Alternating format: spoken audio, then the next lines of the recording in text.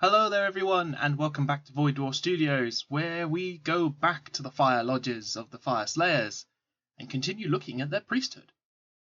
In fact, we look at the head of their priesthood now, the true masters of the runic arts, an Auric Rune Master.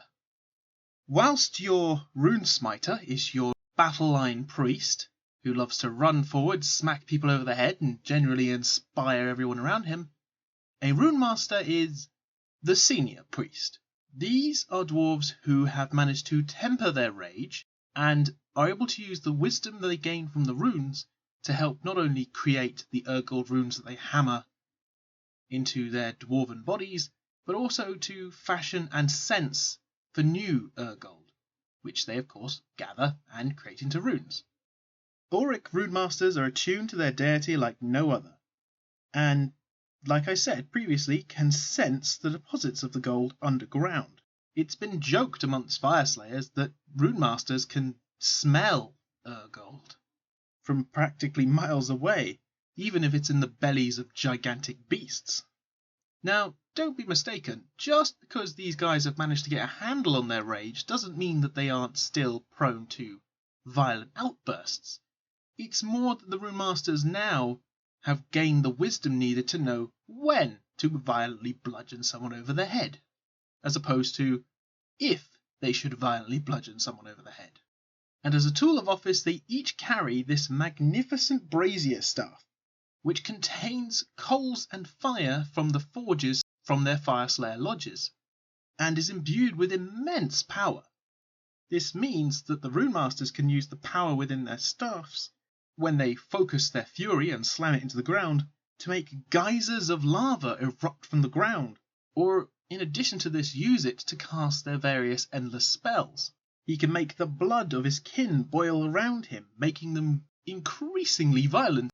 He can use it to create Runic Firewalls, essentially molten rock and lava walls with Urgold runes within that block imposing fire and stop people from charging, to geysers of lava, to great elemental creatures of destruction. And in addition to this, they can even use this magical power to summon what is known as a magmic battleforge, a sight that really makes his dwarven kindred around him particularly happy to see it. And it is these individuals who, if they find an enemy or ally who has Urgold that they do not hand over, they can declare what is known as a Galtha Baraz, essentially a holy war against the person and their community. So yeah, if a Rune Master says you have an Urgold rune something on you, or anything made of Urgold, just hand it to the guy. Seriously, just hand it to him. It's just not worth the fight. Because if you refuse, he will go back to his hold and bring the entire lodge down on your head. And if you kill him, thinking, well, if I just stop him from getting back to his lodge, nothing bad will come of it. Yeah, killing a Auric Rune Master, one, is actually not as straightforward as it might seem, because these guys, whilst priests, are as buff as a dwarf is ever going to get, and are still just as fiery and, well, capable of dealing out damage as any other Fyreslayer. But yeah, even if you manage to kill him by a stroke of luck, he will, by his mere absence, bring the lodge down on your head, wanting answers. In a lodge, the Rune Master is not only the creator of runes, but also the counsel that even the Rune Fathers seek before going to war. Their knowledge and wisdom of the runic arts and of the ancient histories of their people is so well respected that, yeah, you don't insult one of these guys. You just don't. It's just not worth it, like I said. And as I've previously mentioned, they can summon interesting spells, called endless spells. Now, this is because of the necroquake that Nagash set out upon the various realms. It meant magic went, bananas, basically. The magic of the realms, instead of being focused now towards the outer edges, is now focused towards the inner parts of their realms, which means that magic is now more abundant than it ever was before. And it means that they can do all kinds of fancy things, such as the Zahagron Flame Spitter, a concentration of magma that shoots out of the ground and, well, burns, melts, and otherwise brings a horrible sunburn to anyone in the immediate vicinity. The Runic Firewall, like I said, a barrier made of flames, volcanic rock and, well, gold, gold to be precise. Or the Molten Infernoth, which is basically a magma beast elemental made of, well, magma, lava, rock and bad temper. These are your wizards, well, priests. Let's get this right, priests of your Fyreslayer lodges. And you want to use them as such. With a typical dwarven movement of 4, a very respectable wound of 6, bravery of 8 and a 4+ save, they're going to survive a relatively decent amount of punishment. Just keep them away from the front lines. Because this guy isn't really meant to get close up and personal. He can. He's got his fire steel throwing axe, which, 8-inch range, 1 attack, hits on a 5, wounds on a 5, 1 damage. We've sung this song enough times for you all to know about this. And his melee weapons are as follows. He comes with a brazier staff, which has a 2-inch range, which is, fairly handy. It means he might be able to bop someone on the head from behind another Fyreslayer. 1 attack, hitting on a 4, wounding on 3s, -1 rend, and d3 damage. So you can see what I mean by he's a little bit like a typical mage, because the staff is what causes the damage. But he also has a runic iron, which is 2 attacks that hit on 3s, wound on 3s with 1 damage each. So it's not a terrible attack profile, but it's not one you want to get too close to anything dicey. It's his abilities that make him fun, as always. First up, Holy Seeker. This is to represent the fact that the Auric Runemasters are constantly searching for gold, and if they smell it, see it, or I imagine they can hear it, these guys are so attuned to the stuff, then they will point them out and they will inflame their colleagues to bludgeon the unfortunate person and make them give it back. This is represented by this rule. In your hero phase, you can pick one enemy unit within 12 inches of this model, and you roll 2 dice. If you roll at least 1 6, for the rest of the battle you can reroll hit rolls of 1 for attacks made by friendly Fyreslayer units that target that unit.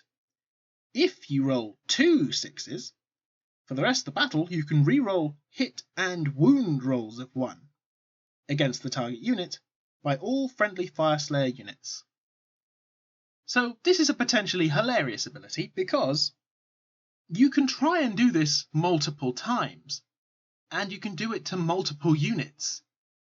Meaning that, your Rune Master can just point and go, Dave got a shiny Urgold thing, and if you get lucky, you can reroll your hit and wound rolls of 1, which is nothing to be sniffed at, considering most Fyreslayers hit on a 3.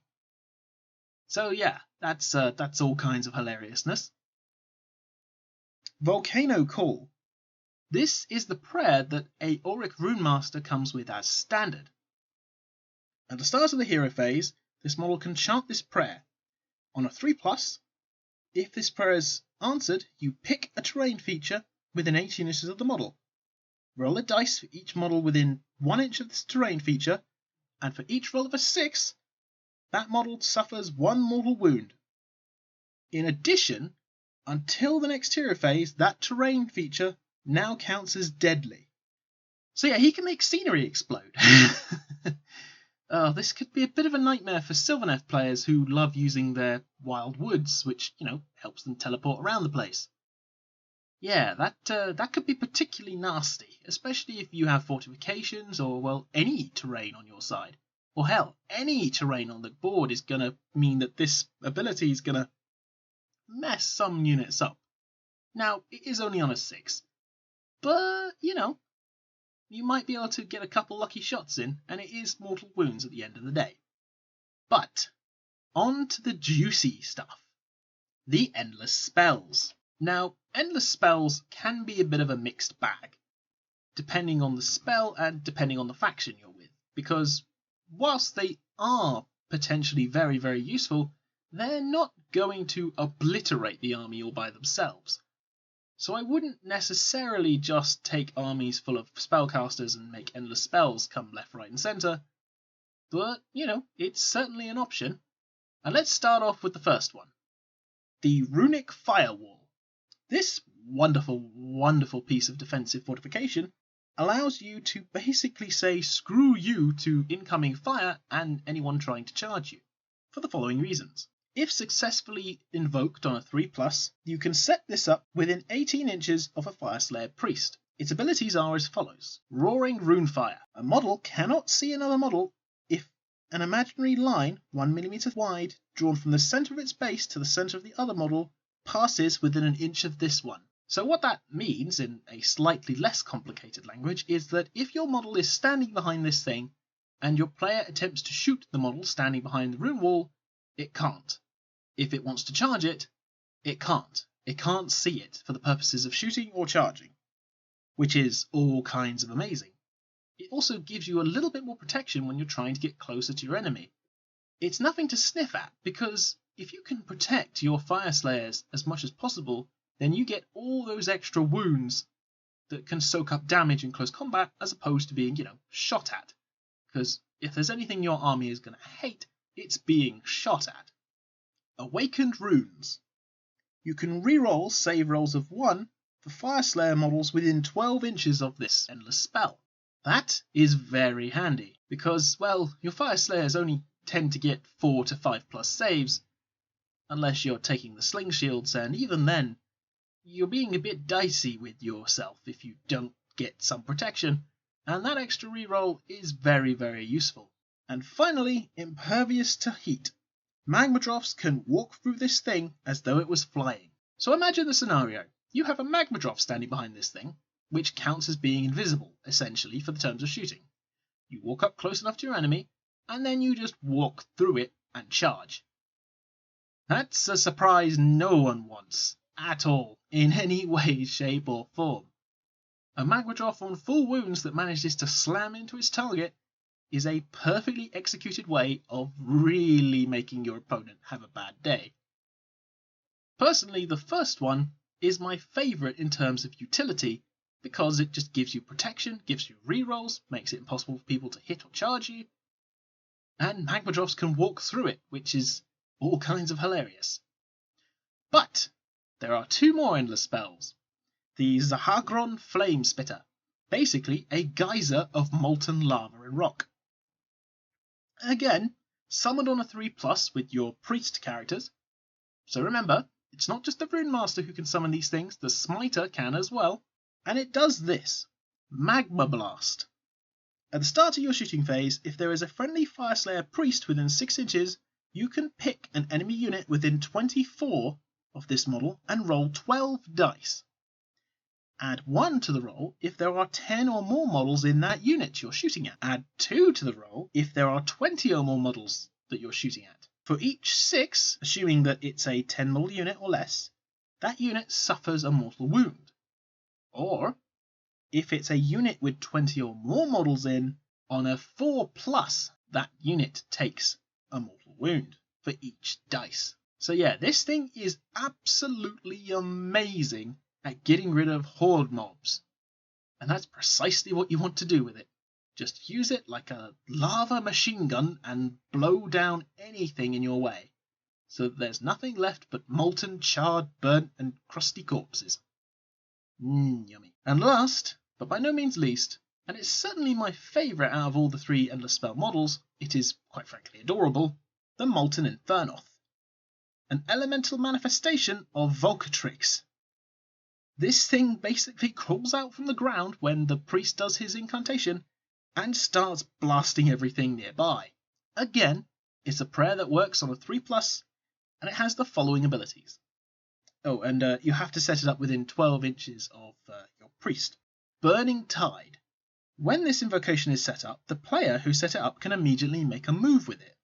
In addition, at the start of each of the subsequent hero phases, the player who set this invocation up can make a move. To move this thing, you roll 2d6. So randomized move each turn. Okay, fair enough. But here comes the juicy bits. Erupting Inferno. After this model has moved, you roll 12 dice for each unit that's within 3 inches. For each 6, that unit suffers a mortal wound. Fyreslayers are not affected by this ability. So yeah, another way to chuck on some mortal wounds on horde units. And that's pretty fantastic, because whilst you can have a very horde-heavy Fyreslayer army, you're probably still going to be outnumbered just to the sheer fact that, well, your Fyreslayer mobs are quite expensive. They are good, no, frankly they are great because they're 2 wound models apiece, but you're still going to be heavily outnumbered by bigger horde units like, well, chain ghasts or goblins or skeletons or cities of Sigmar or, well, Stormcast even. Well, maybe not Stormcast, but certainly some units in a Stormcast army. So being able to thin the line with more mortal wounds being chucked out left, right and centre, yeah, that's pretty nice. And finally, Fiery Wrath of Volkatrix. Add 1 to the bravery characteristic of Fyreslayers that are within 18 inches of this model. Wholly within 18 inches, just so you're aware. So, that's pretty neat. Your bravery, which is normally between 6 to 8, is now a little bit better. So, that's not half bad. In preparation for this video, I had been painting furiously on Sunday evening trying to get my own Rune Master painted because, well, first of all, I really want to try out these endless spells and I hate playing with models I haven't properly painted yet. And yeah, it is a pretty gorgeous model. I am very pleased with it and, well, I hope it's nice to look at if nothing else. And that's all I've got for the priesthood on the Fyreslayers at the moment. A very interesting order. Essentially, they're all trying to recollect the fragments of Grimnir and, well, bring him back to life. Although now that his spirit has kind of moulded with the god-beast Volkatrix, I wonder if what comes back is the same thing that left. An interesting question. One we may have to ponder on in another video. Until next time, thank you all very much for listening, and I hope to hear from you again soon. Take care, everyone.